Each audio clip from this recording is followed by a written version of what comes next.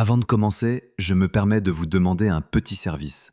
Je fais beaucoup d'efforts pour atteindre le cap des 1000 abonnés, un chiffre qui a vraiment une grande importance pour moi. Veuillez cliquer sur le bouton s'abonner à la chaîne, un seul clic suffit, mais c'est une source de motivation immense pour que je puisse continuer à faire des vidéos. Merci infiniment. L'alarme d'urgence a hurlé dans la baie de chargement de la griffe du Vérat, et le capitaine Wilnox a senti ses 3 estomacs tomber simultanément dans son abdomen inférieur. Il avait déjà entendu ce son particulier, celui réservé aux violations de sécurité catastrophiques, aux fractures de coque, ou, que les dieux nous en préservent, aux incidents diplomatiques qui pourraient déclencher des guerres interstellaires. Ce qu'il ne s'attendait pas à trouver, c'était son second officier, Garvok, debout dans le hangar de chargement avec ce qui semblait être une petite créature pâle enveloppée dans un tissu coloré, poussant les cris les plus horribles que la réalité ait jamais entendus. Garvok, dit lentement Wilnox, ses mandibules claquant de cette manière spéciale qui signifiait que quelqu'un était sur le point d'être éjecté par un sas. « S'il vous plaît, dites-moi que ce n'est pas ce que je pense. » Les pédoncules oculaires de Garvok tombèrent honteusement. « Eh bien, capitaine, cela dépend entièrement de ce que vous pensez que c'est. Est-ce un nourrisson humain ?» La créature, comme si elle comprenait la gravité de la situation, choisit ce moment précis pour augmenter son volume d'au moins 40 décibels. Renox avait survécu à des combats au plasma plus silencieux. Pour ma défense, commença Garvok, ce qui n'était jamais bon signe. Je pensais que c'était une larve bulvacienne. Ils la vendaient au marché de la station. Ils ont dit que c'était du bétail exotique. Comment étais-je censé savoir que les humains ressemblent à ça quand ils sont petits ? Wilnox fixa son officier avec le genre d'expression habituellement réservé à regarder quelqu'un essayer de boire du métal en fusion. « Vous avez acheté une créature sans la scanner à un vendeur du marché noir et l'avez amenée sur mon vaisseau. Le prix était vraiment bon, » offrit Garvok faiblement. Le nourrisson, apparemment mécontent d'être traité comme de la cargaison, a commencé ce que Renox ne pouvait que décrire comme une campagne de crise tactique. Son petit visage est devenu d'une teinte rouge alarmante. Ce qui, selon ses connaissances limitées de la biologie humaine, signifiait probablement qu'il était soit en train de mourir, soit extrêmement en colère, peut-être les deux. Avez-vous la moindre idée du tout de ce que font les humains quand vous leur prenez leur progéniture ? Wilnox siffla, sortant son communicateur avec des griffes tremblantes. Ils ont déclaré la guerre aux dominions de Krell pendant 300 cycles parce que l'un de leurs colons avait été kidnappé. Les Krell avaient une flotte de 10 000 vaisseaux. Savez-vous combien les Krell en ont maintenant ? Combien ? Murmura Garvok. 12, parce que les humains ont transformé tout le reste en ferraille et en jolies explosions. Les portes de la baie de chargement s'ouvrirent soudainement dans un sifflement et Mehera, l'officier médical du vaisseau, se précipita avec son scanner déjà en marche. Elle jeta un coup d'œil au paquet hurlant dans les bras de Garvok et son visage passa par plusieurs couleurs dont Wilnox était à peu près sûr qu'elle n'était pas biologiquement possible pour son espèce. « Oh non, oh non, non, non, non, non !» marmonna-t-elle, son scanner confirmant ce qu'ils craignaient tous. Humaine femelle, environ 8 mois, en bonne santé, terrifiée, et qui sera absolument la mort de nous tous. Ne pouvons-nous pas simplement, je ne sais pas, la remettre ? Suggéra Zarvox désespérément. La remettre. Wilnox aurait ri s'il n'était pas occupé à planifier ses propres funérailles. Où exactement proposez-vous que nous remettions un enfant humain ? Vous souvenez-vous où vous l'avez acheté ? Station 47, quai 9, ou était-ce 19 ?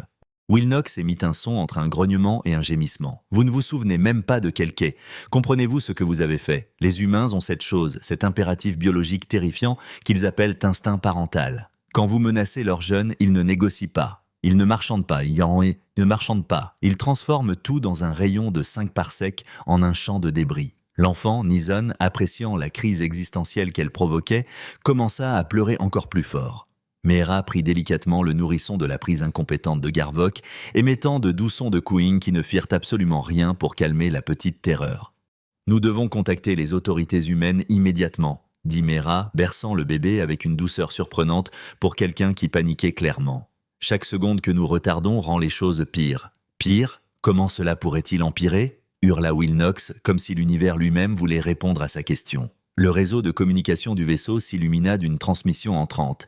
L'identifiant fit geler le sang dans ses veines. « Coalition de défense terrienne, priorité alpha. »« Ça s'est empiré, » murmura Garvok. Wilnox accepta la transmission avec une griffe qui ne cessait de trembler. L'affichage holographique se matérialisa en un visage de femme humaine, ses traits arrangés dans cette expression particulière que les humains portaient quand ils étaient très polis avant de commencer à tirer. « Ceci est le commandant Patricia Wells du croiseur de bataille T-DC Resolve. » dit l'humaine, sa voix calme d'une manière qui promettait une violence future. « Nous avons des raisons de croire que vous avez peut-être acquis accidentellement des biens humains de la station 47. Nous aimerions beaucoup discuter du retour immédiat des dites biens. Vous copiez? Acquis accidentellement, c'était gros. C'était le genre de langage diplomatique que les humains utilisaient juste avant d'aborder votre vaisseau et de ne laisser que des épaves flottantes. Commandant Wells, dit Wilnox, essayant de garder sa voix stable et échouant lamentablement. Il y a eu un terrible malentendu. Mon officier, qui est un absolu et sera sévèrement discipliné, a acheté ce qu'il croyait être du bétail bolvacien à un vendeur du marché. Du bétail bulvacien, répéta le commandant Wells, son sourcil faisant quelque chose que Wilnox interpréta comme l'équivalent humain de charger des armes. Monsieur, me dites-vous qu'un de vos membres d'équipage a acheté un bébé humain parce qu'il pensait que c'était une larve. Quand elle le dit comme ça sonne encore pire. Le vendeur a dit que c'était exotique, marmonna Garvok utilement derrière Wilnox, qui envisagea sérieusement de le neutraliser sur place. Le commandant Wells se pinça l'arête du nez. Un geste que Wilnox avait appris signifiait que les humains réévaluaient si la violence était vraiment nécessaire ou simplement préférée. Bien, voici comment ça va se passer. Vous allez transmettre vos coordonnées. Nous allons venir à votre emplacement. Vous allez nous remettre l'enfant complètement indemne. Et ensuite, nous aurons une très longue conversation sur la façon dont cela s'est produit. L'enfant est parfaitement en sécurité, lança Mera, tenant le nourrisson toujours hurlant à l'holocam. Elle est en bonne santé, juste effrayée. Nous ne lui avons pas fait de mal. Le changement d'expression du commandant Wells fut immédiat et terrifiant. Ses yeux s'adoucirent pendant exactement une demi-seconde alors qu'elle regardait l'enfant qui pleurait, puis se durcirent en quelque chose qui rappela à Wilnox du neutronéum compressé. « Vous avez 12 heures pour atteindre le point de passage Delta Sept », dit doucement Wells, ce qui était d'une manière ou d'une autre pire que si elle avait crié. « Le Resolve vous y rencontrera. Si vous êtes même 5 minutes en retard, si cet enfant a ne serait-ce qu'une égratignure, si sa couche, oui, j'ai dit couche, n'est pas fraîche quand nous la récupérons. Je veillerai personnellement à ce que votre vaisseau devienne une étude de cas en désassemblage créatif. Est-ce que je me fais comprendre? Cristallement clair, commandant, dit Wilnox rapidement.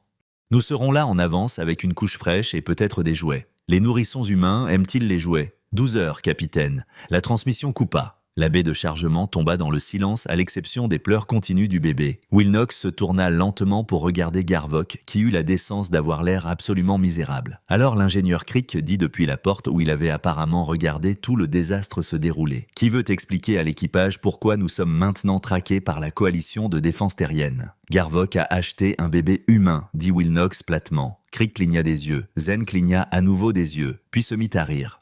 Le genre de rire hystérique qui signifiait que le cerveau de quelqu'un avait finalement abandonné d'essayer de traiter la réalité. « Nous allons tous mourir », Crick gloussa entre deux rires. « Nous allons tous mourir parce que Garvok ne peut pas faire la différence entre une larve et un enfant humain. »« J'ai paniqué », protesta Garvok. Elle faisait des bruits. Comment étais-je censé savoir quelle espèce fait quel bruit? Mera tenait toujours le bébé, qui avait finalement commencé à se calmer légèrement, bien que son visage soit encore rouge et tacheté. Quelqu'un doit la nourrir. Les nourrissons humains nécessitent une subsistance toutes les quelques heures. La nourrir avec quoi? Demanda Wilnox. Nous n'avons pas de nourriture humaine. Les bébés humains boivent du lait, dit Mera en consultant déjà des informations sur sa tablette, spécifiquement du lait maternisé. S'il n'allait pas, nous devons contacter la station, savoir si quelqu'un a des fournitures pour nourrissons humains. Wilnox ne pouvait pas croire que c'était sa vie maintenant. Hier, sa plus grande préoccupation était un réseau de navigation défectueux. Aujourd'hui, il faisait des missions de ravitaillement d'urgence pour un enfant humain volé. Pendant qu'un croiseur de bataille chargé d'humains lourdement armés et extrêmement motivés se dirigeait vers leur position. Crick met le cap sur le point de passage Delta 7, vitesse maximale de sécurité, ordonna Wilnox. Mera, trouvez-nous du lait maternisé, des couches, tout ce que les humains utilisent pour leurs jeunes. Garvok, vous allez passer les 12 prochaines heures à apprendre tout ce qu'il y a à savoir sur les soins aux enfants humains, parce que si quelque chose arrive à ce nourrisson, je vous donnerai en pâture aux humains, morceau par morceau. Oui, capitaine, dit Garvok misérablement. Le bébé choisit ce moment pour saisir le doigt de Mera avec sa petite main. Et malgré tout, malgré la pure terreur de leur situation, l'officier médical sourit. Elle est en fait plutôt mignonne, dit Mera doucement. C'est une bombe à retardement enveloppée dans un tissu doux, corrigea Wilnox. Mais oui, objectivement, pour une espèce qui a évolué sur un monde de la mort, elle est adorable, ce qui rend d'autant plus grave que nous l'ayons accidentellement kidnappée. 3e heure du délai de 12 heures, et Wilnox reconsidérait sérieusement chaque choix de vie qu'il avait mené à commander un cargo avec l'équipage le plus stupide de la galaxie. La bonne nouvelle, ils avaient réussi à obtenir du lait maternisé humain d'un dépôt de ravitaillement qui desservait des stations multi-espèces. La mauvaise nouvelle, personne sur tout le vaisseau n'avait la moindre idée de comment nourrir un bébé humain. « Vous le mettez juste dans sa bouche, n'est-ce pas ?» demanda Garvok, tenant le biberon comme s'il pouvait exploser. « Si vous noyez un enfant humain parce que vous êtes trop stupide pour suivre les protocoles d'alimentation de base, les humains n'auront pas besoin de nous tuer, » répliqua Wilnox. « Nous serons déjà morts de la pure ironie cosmique. » Mera avait lancé une vidéo tutoriel sur les soins aux nourrissons humains, et tout l'équipage de Passerelle était réuni autour, la regardant comme s'il s'agissait d'un briefing tactique, ce qui, compte tenu de leur situation, l'était essentiellement. « Voyez, vous devez la tenir en biais », instruisit Mera, démontrant avec le bébé qui avait été nommé la petite terreur par l'équipage. « Soutenez sa tête, les humains naissent avec des muscles du cou sous-développés, c'est une bizarrerie évolutive de leur cerveau surdimensionné. » « Leurs bébés ne peuvent même pas tenir leur propre tête », demanda Krex incrédule.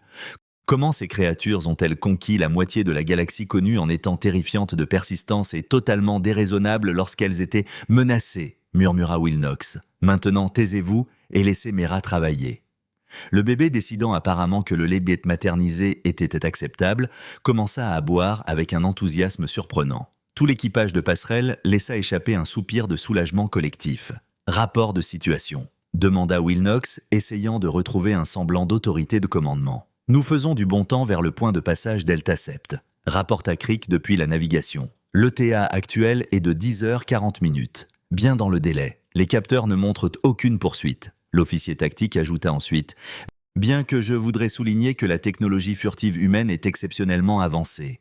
Il pourrait être juste derrière nous et nous ne le saurions jamais avant qu'il ne décide de se faire connaître. » C'était une pensée réconfortante. « Pas encore, monsieur. Nous recevons une autre transmission, » annonça nerveusement l'officier des communications, Plex. « C'est de la sécurité de la station 47. » Oh, ça n'arrêtait pas de s'améliorer. Wilnox accepta l'appel et la projection holographique montra un officier Zenterrail frustré avec l'expression de quelqu'un qui avait eu une journée très longue et très mauvaise. « Capitaine Wilnox de la Griffe du Vérat ?» demanda l'officier fatigué. « Ce serait moi. Laissez-moi deviner. Vous appelez au sujet du nourrisson humain. L'antenne du Zenter s'est affaissée. Vous n'avez aucune idée de la quantité de paperasse que cela a généré. Nous avons identifié le vendeur qui vous a vendu l'enfant. Il s'avère qu'il l'avait enlevé à un navire marchand humain qui a accosté ici il y a 2 jours. Les parents sont actuellement en train de saccager ma station, exigeant des réponses et proférant des menaces qui, j'en suis à peu près sûr, violent au moins 6 traités interstellaires. » Renox sentit ses estomacs se serrer. Les parents sont vivants et très en colère. La mère a apparemment servi dans le corps des marines humains avant de devenir une traîtresse. Le père est une sorte d'ingénieur qui a fait des menaces extrêmement détaillées sur ce qu'il allait faire au système de survie de notre station si nous ne retrouvions pas sa fille. Fantastique, merveilleux, parfait. Renox voulait crier. Nous sommes en route pour rencontrer le commandant Wells au point de rencontre Delta Sept pour ramener l'enfant. Oui, nous le savons. Le commandant Wells a été très minutieux pour nous expliquer la situation. Je vous transmets les coordonnées des parents. Je vous suggère fortement de leur parler avant la remise. Cela pourrait les empêcher de faire quelque chose regrettable à votre arrivée. La transmission s'est terminée et Réal a regardé le fichier de contact comme s'il s'agissait d'une bombe à retardement, ce qui, en un sens, était le cas. « Vous allez les appeler, n'est-ce pas ?» demanda Mera, tapotant doucement le bébé avec une aisance exercée qu'elle avait développée au cours des 3 dernières heures. Miss D, ne pas appeler les parents humains lourdement armés, hautement entraînés, extrêmement motivés dont l'enfant a été volé et leur dire que nous sommes les idiots actuellement en possession du dit enfant, répéta Wilmix. Cela vous semble-t-il une bonne idée ? Mieux que de les surprendre, suggéra Mera. Elle avait un argument, un terrible argument qui donnait des nausées et de l'anxiété. Rilnox activa le canal de communication avec ses griffes tremblantes. La connexion a pris environ 3 secondes, ce qui suggérait que les humains attendaient près de leur communicateur avec l'intensité de prédateurs observant leur proie. L'affichage holographique matérialisa 2 visages humains. La femme avait les cheveux courts et foncés, des yeux verts intenses, et le genre de fureur contrôlée qui promettait la violence si les mauvais mots étaient prononcés. L'homme avait les cheveux bruns légèrement plus longs, des rides d'inquiétude autour des yeux, et serrait le bord de sa console si fort que Wilnox pouvait voir ses jointures devenir blanches. « Vous avez ma fille », dit la femme sans préambule. Pas une question, une déclaration de fait. « Oui, madame », dit Rilnik, décidant que la courtoisie militaire était probablement sa meilleure stratégie de survie. « Je tiens à préciser qu'il s'agissait d'un terrible accident. Mon officier l'a achetée à un vendeur du marché noir qui prétendait qu'elle était du bétail bulvacien. L'homme émit un son entre un rire et un sanglot. Quelqu'un a vendu notre bébé comme du bétail. Votre officier est soit aveugle, soit catastrophiquement stupide, ajouta la femme, sa voix assez tranchante pour percer la plaque. Les deux, probablement, admit Wilnox. Il est sévèrement sanctionné, peut-être définitivement. Va-t-elle bien ? Demanda le père, se penchant désespérément en avant. Emma est-elle blessée ? Mange-t-elle ? A-t-elle peur ? Emma, la petite terreur, avait un nom qui rendait tout pire. « Mehera, montrez-leur !» ordonna doucement Réalox. L'officier médical tourna l'holocam pour montrer le bébé qui avait fini sa bouteille et qui émettait actuellement de doux gazouillis tout en serrant le doigt de Mehera. Le changement dans les expressions des parents fut immédiat et profond. La fureur contrôlée de la mère se fissura, des larmes coulant sur son visage. Le père se couvrit la bouche avec sa main, tout son corps tremblant. « Elle est en sécurité », dit Mehera doucement. « Elle est en bonne santé. Nous l'avons nourrie, gardée propre, nous sommes assurés qu'elle est à l'aise. Je vous promets, nous ne lui avons pas fait de mal. Nous nous occupons très bien d'elle jusqu'à ce que nous puissions la ramener à vous. Vous êtes l'officier médical du vaisseau ? Demanda la mère, la voix rauque. Oui, madame, je m'appelle Mehera. J'ai surveillé ses signes vitaux en permanence. Elle est parfaitement en bonne santé, juste effrayée, et elle manque à ses parents. Le père pleurait ouvertement maintenant. Nous étions amarrés à la station 47 pour un enlèvement de cargaison de routine. J'ai tourné le dos pendant 5 minutes. 5 minutes. Un bâtard a brisé la fenêtre de notre vaisseau et l'a arrachée de son berceau. Nous la cherchons depuis 2 jours, ajouta la mère, s'essuyant les yeux brusquement. Quand nous avons reçu l'alerte qu'un navire cargo l'avait, j'ai voulu commander un chasseur et venir la chercher moi-même. Le commandant Wells nous a convaincus qu'une approche diplomatique était meilleure, dit le père. Mais s'il était arrivé quelque chose à Emma, il n'y aurait pas assez de votre vaisseau pour être recyclé. Complètement compréhensible, dit rapidement Renox. Si cela peut t'aider, nous sommes absolument terrifiés et avons traité cette situation avec le sérieux qu'elle mérite. La mère sourit même légèrement à cela. Bien, vous devriez être terrifié. Avez-vous des enfants, capitaine ? 3 enfants, admit Renox. C'est pourquoi je comprends exactement ce que vous ressentez et pourquoi j'ai eu une crise de panique continue pendant les 3 dernières heures. Alors vous comprenez pourquoi nous avons besoin qu'elle revienne, dit doucement le père. Elle est tout pour nous. Nous rencontrons le commandant Wells au point de rencontre Delta 7 dans... Réal vérifia le chronomètre. 9h53. Nous serons en avance. Emma sera propre, nourrie et en sécurité. Vous avez ma parole de père. La femme l'étudia un long moment, puis hocha lentement la tête. Très bien, capitaine. Nous serons sur le Resolve lorsque vous arriverez. Et capitaine, merci de vous être occupé d'elle. C'est le moins que nous puissions faire, après que mon officier l'ait accidentellement enlevée, dit-il. Honnêtement, la transmission s'est terminée et il s'est effondré dans son fauteuil de commandement avec un grognement. Je suis trop vieux pour ça. Je prends ma retraite après ça. Je vais retourner sur ma planète d'origine et cultiver des champignons pour le reste de ma vie. Monsieur, le bébé a besoin d'un autre changement de couche, annonça Mehera. Garvok Railnox hurla. Entrez ici et apprenez à changer une couche humaine. Considérez cela comme une partie de votre pénitence. Les 6 heures suivantes passèrent dans un tourbillon d'horaires d'alimentation, de changement de couche, et Emma décida qu'elle aimait vraiment attraper les tentacules de Ven, ce que l'officier tactique supporta avec une patience surprenante. Elle est en fait assez forte pour quelque chose d'aussi petit, observa Ven alors qu'Emma tirait sur son tentacule avec des couinements joyeux. La force de préhension humaine est impressionnante. C'est une adaptation évolutive, expliqua Mehera, berçant doucement Emma. Les nourrissons humains avaient besoin de s'accrocher à leurs parents pendant que les parents accomplissaient d'autres tâches de survie. Ils naissent avec un puissant réflexe de préhension, ils sont donc conçus pour ne pas lâcher prise dès la naissance. Crick dit que cela explique tellement de choses sur les tactiques militaires humaines. L'heure 11 arriva et la griffe du Verat sortit du voyage plus rapide que la lumière au point de rencontre Delta 7. Le croiseur de bataille TDC Resolve était déjà en attente et il était absolument massif. « Ce vaisseau pourrait vitrifier une planète », murmura-t-il, ses capteurs montrant le plein arsenal d'armes que le Resolve transportait. « Ne leur donnons pas une raison de le démontrer », marmonna Renox. La voix du commandant Wells parvint par le système de communication. « Capitaine Wilnox, vous êtes en avance. Nous apprécions la ponctualité. Préparez-vous au transport. Nous envoyons une navette pour récupérer Emma et escorter votre vaisseau jusqu'aux coordonnées de remise désignées. Compris, commandant.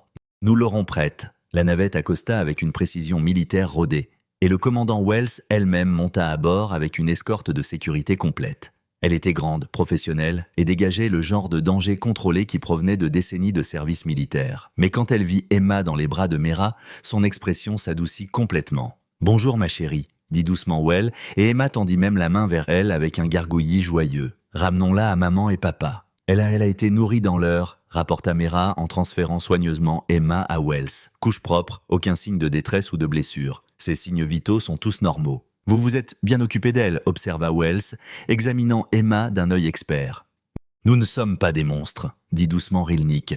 Juste des idiots qui ont fait une terrible erreur. Wells sourit même à cela. Les parents attendent dans notre infirmerie. Ils ont été autorisés par nos médecins, mais ils ne vont pas bien émotionnellement. Ils ont besoin de la voir. Nous comprenons, dit Wilnox. Commandant, qu'advient-il de nous maintenant? Je veux dire, Wells réfléchit un instant. Vous donnerez une déclaration complète sur la façon dont vous avez acquis Emma et où. Nous utiliserons ces informations pour poursuivre le véritable kidnappeur. Quant à votre équipage, nous déposerons un rapport auprès de la coalition. Mais honnêtement, vous avez réagi de manière appropriée, l'avez rendu rapidement et indemne et avez coopéré pleinement. Je noterai cela dans mon rapport.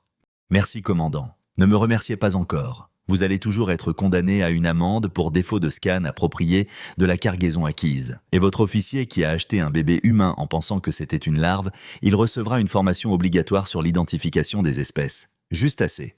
Accepta Renox. Plus que juste, en fait. Wells porta Emma vers la navette, puis s'arrêta à l'écoutille. « Capitaine, pour ce que ça vaut, vous avez fait la bonne chose. Toutes les espèces n'auraient pas pris si bien soin d'un enfant qui n'était pas le leur. » Alors que la navette partait, Raynox sentit un poids se soulever de ses épaules qu'il n'avait pas pleinement réalisé qu'il était là. « Monsieur, nous recevons un message des parents, » annonça Plex. « C'est juste audio, jouez-le. » La voix d'une femme épaisse de larmes, mais remplie de joie. « Merci, merci d'avoir ramené notre bébé à la maison. » Réal sourit malgré tout. « De rien. Maintenant, tout le monde sortons d'ici avant que je n'aie une crise nerveuse complète. »« Mise en route pour la maison, » confirma Crix. « Et monsieur, peut-être que nous allons mettre en place une nouvelle règle sur le scan de la cargaison avant de l'acheter. »« Déjà fait, » dit Renox. « Nouvelle réglementation. Garvok n'a plus jamais le droit de faire du shopping sans surveillance. » Résonna la voix de Garvok par l'intercom du vaisseau. « C'est juste. » Et alors que la griffe du Vérot replongeait dans le voyage plus rapide que la lumière, Renox ne put s'empêcher de penser que oui, les humains étaient terrifiants quand on menaçait leur progéniture, mais ils étaient aussi étonnamment pardonnants quand on leur rendait leurs enfants. Ils ne laisseraient toujours jamais Garvok faire du shopping seul cependant. Certaines leçons, on n'apprend qu'une fois. Fin.